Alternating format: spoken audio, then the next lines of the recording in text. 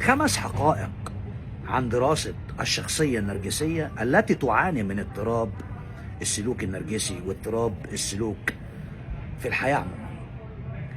رقم 1 وهو الشخصية النرجسية أخبث مخلوق موجود وكائن حي موجود على الكرة الأرضية. تقدر تقول كده أجسام البغال وأحلام العصافير، عقلية فسفس. أنت بتتعامل مع طفل صغير ممكن يكون معاه شهادة جامعية ولكن عقلية فسافيس وفسفس، يعني معاه شهادة معاملة أطفال. أنت بتتعامل مع عيل صغير، نغة هي نغة هو نغة راح نغة جه، مضطرب السلوك، مضطرب في أي حاجة بيعملها، ما تقدرش تاخد منه وعود، ما تقدرش تعمل بلان، فيوتشر بلان، يعني أي خطة للمستقبل فاشلة. ليه؟ النهارده بحال، بكره بحال، بعد بكره بحال، الساعة 8 الا تلت بحال، الساعة 9 و5 بحال. مفيش أي أصلا استقرار في الشخصية، فبناء عليه أنت بتتعامل مع طفل. فتعرف كده لما تيجي تتعامل معاه لازم يكون جنبك طلبية بزازات هترضع الطفل دوت. فلازم تتوقع ان انت بتتعامل مع حد هنا رايحة، فعشان ما تستغربش من الشخصية الوسخة ديت لما تيجي تتعامل معاها في حياتك اليومية. الشخصية النرجسية بيعتبر نفسه أذكى مخلوق على وجه الأرض، وهو أصلا أغبى حد على وجه الأرض. إزاي؟ لما بيجي يقلب الترابيزة، لأن معروف إن الشخصية النرجسية هو اللي بيحب ينهي العلاقة، بيحب، هو أصلا معتقد ذاته إن هو بيسيطر في العلاقة، لكن في الواقع لما بيجي يقلب الترابيزة ويعمل لك بلوكات وأنت بتعمل بلوكات وخلاص بقى ما بتكلموش مع بعض، بيراقب الأكاونت بتاعك يوميا، مش يوميا بس، ده 24 ساعة بيراقبك، يخش عليك بفيك اكاونت، يعمل حساب ويخش عليك، وممكن يكتب تعليقات سلبية، وممكن يخش يتكلم معاك على اساس مثلا تدردش معاه تحت اسم فيك اكاونت. بيعتبر نفسه ذكي، بيعتبر نفسه ان انت مثلا عميت اعمى ومش فاهم شخصيته. اغبى شخصية موجودة على هذا الكون هو النرجسي، لان بيبص تحت رجليه دايما، فاشل في العلاقات الاجتماعية، ما عندوش communication skills، مهارات التواصل مع الآخرين ضايعة. عشان كده تلاقيه مشاكل مع الناس اللي حواليه، قرايبه في مشاكل، أي حد بيطفح معاه بياكل ويشرب معاه تلاقي فيه مشاكل، أي حد مثلا جوازات فاشلة، أي حد مثلا مع أقاربه فاشلة، معروف إن هو لاسع، معروف إن هو ضارب، معروف إن هو وسط الأجواء اللي هو قاعد في وسطيها خربان. الأم طبعا بتبقى عارفة إن بنتها لاسعة، الأب عارف إن بنته لالا في اللالا، ما عندهاش أي نوع من الاستقرار النفسي. فعشان كده هو جواه عنده احتقار للذات، هو بيحتقر نفسه، مش سعيد في حياته. فبناء عليه عشان تتعامل معاه تديله فوق دماغه، ما تحترموش.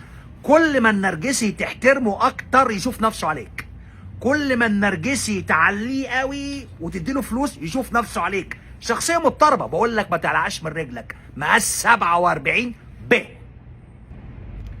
الشخصية النرجسية واخد الشكل الخارجي لما تيجي تدرسه كلهم كده، واخد الشكل الخارجي الثقة بالنفس والاعتزاز بالنفس، ومغرور جدا أو مغرورة جدا، لكن في الواقع من جواه شخصية هشة، يعني تجيبه على رجلك وتهشكه جدا. شخصية ضعيفة، انت لو شخطت فيه، شخطت بس فيه، ما بيعرفش يفكر، ما بيعرفش يرتب أفكاره. ده عشان يكتب لك رسالة ممكن ياخد 3-4 أيام عشان يقعد يفكر ويكتب رسالة ويشيلها.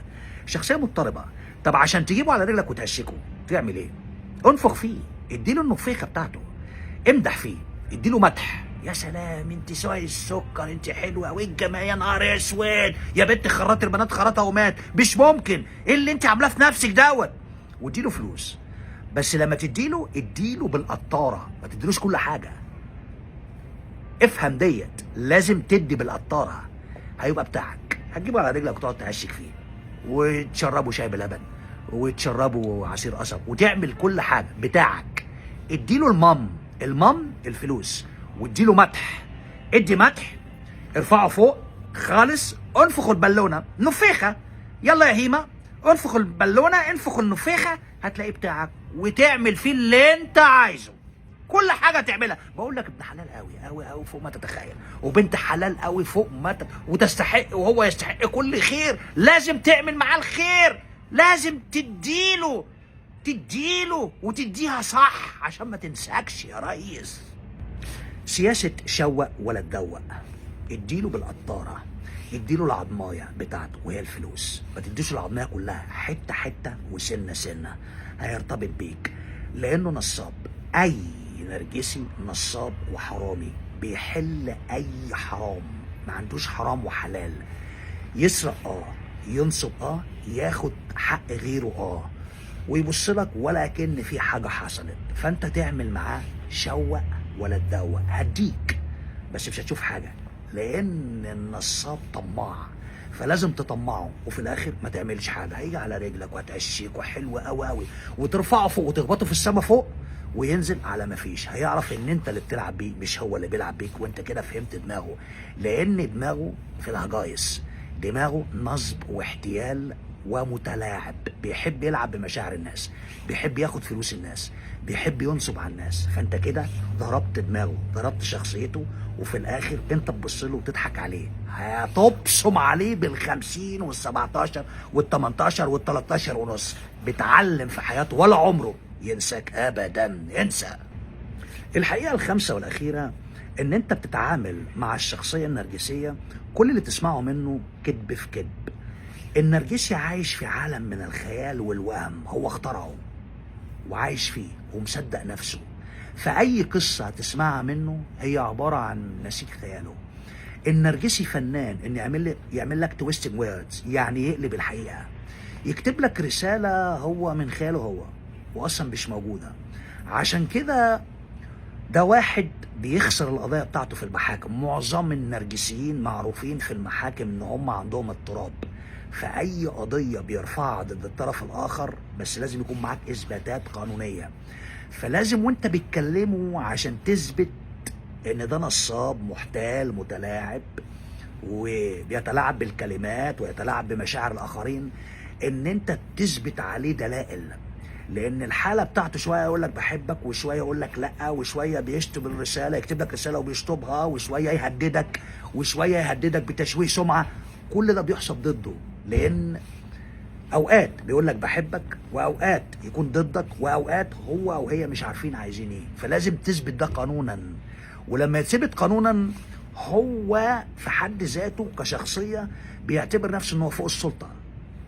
مش من حقك كمان ولا من حقك انك تساليه او تسالها انت ليه بتمارس جنس خارج العلاقه. انت ممنوع تساله في كده، انت ممنوع تتناقش معاه، انت ممنوع تقول له انت فين، انت ممنوع ان انت تيجي ضده لان هو بيحبش النقد. الشخصيه النرجسيه انت ممنوع ان انت تساله انت بتعمل ايه وليه انت بتعمل كده. هو مش معترف بيك اصلا، هو بيتعامل معاك من فوق، بيبص لك ان انت ولا حاجه، بيبص لك ان انت ولا شيء. فعشان تنزل الايجو دوت تضربه ازاي؟ تضربه في المحكمه، تضربه في المحكمه، تجيب حكم عليه، تقضي عليه، تنزلها له في الريكورد بتاعه. مش هتلاقيه الا حاجه واحده، كلب يمشي جنب الحيطه او كلبه تمشي جنب الحيطه وتكسر نفسها او تكسر نفس. كلهم كده، كلهم كده، كل القواضي بتاعتهم اللي بيرفعوها في المحاكم خسرانه. وسهل جدا تبوظ اي قضيه لاي نرجسي في اي محكمه خلقها ربنا بسبب اضطراب الشخصيه اللي عنده.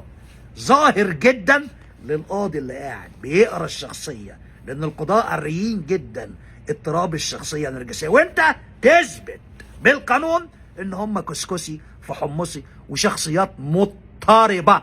وخلي بالك ده مش مجنون، يعني كل حاجه بيقولها بيحاسب عليها، ده عنده اضطراب في السلوك، كل حاجه بيعملها وحاسب، وعارف وعارفين هم بيعملوا ايه، وعارفين ان بيضايقوك، وعارفين ان هم نصابين، وعارفين ان هم حراميه، وعارفين ان هم بيضايقوك، وعارفين ان هم بيجيب لك كل امراض الدنيا والاخره بسببهم، وكدابين ونصابين.